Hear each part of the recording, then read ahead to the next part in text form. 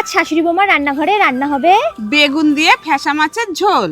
ফার্স্টেই সমস্ত উপকরণগুলো একে একে রেডি করে নিয়েছি। এবারে একটা পাত্রের মধ্যে মাছগুলো ভালো করে কেটে ধুয়ে নিয়ে লবণ হলুদ দিয়ে ভালো করে মাখিয়ে নিয়ে তেলের মধ্যে একে একে সবগুলো ছেড়ে দিলাম। মাছগুলো ভাজা হয়ে গেছে, এবার একটা পাত্রে তুলে নিলাম। এবারে ওই তেলের মধ্যে কেটে রাখা আলুগুলো দিয়ে দিলাম।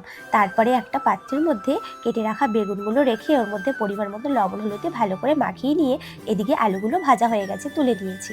তারপরে ওই তেলের মধ্যেই লবণ হলুদ মাখানো বেগুনগুলো দিয়ে ভালো করে ভেজে ভেজে একটা পাত্রের মধ্যে তুলে নিলাম। তারপরে ওই তেলের মধ্যেই ফোড়নে দিয়ে দেব কালো জিরে আর কাঁচা লঙ্কা। লঙ্কাটা একটু বেশিই দিয়েছি।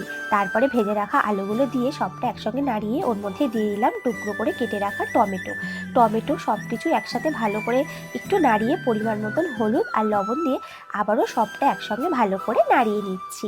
ভালো মতন নাড়িয়ে নেওয়ার পর দিয়ে দেব পরিমাণ মতন জলটা দিয়ে ভালো মতন ফুটিয়ে নিতে হবে। এদিকে আমি একটা পাত্রের মধ্যে সর্ষের গুঁড়ো দিয়ে কিছুটা জল দিয়ে একটা পেস্ট রেডি করে নিলাম।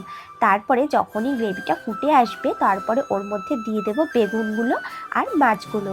তারপরে ভালো মতন একটু নাড়াচাড়া করে ঢাকা দিয়ে দেবো। কিছুক্ষণ পর ঢাকনাটা খুলে নিয়ে আগে থেকে রেডি করে রাখা সর্ষেটা দিয়ে দিলাম। তারপরে আবারও ভালো মতন একসঙ্গে সবটা নাড়িয়ে নিলাম। কিছুক্ষণ ফোটার পর দিয়ে দেব কুচিয়ে রাখা ধনেপাতা। বাস, আর কি রেডি আমাদের বেগুন দিয়ে ফ্যাসা মাছের ঝোল। চলো এবার একটু শাশুড়ি মাকে খাইয়ে দেখি কেমন হলো তার স্বাদ। কেমন, ভালো তো? দারুণ।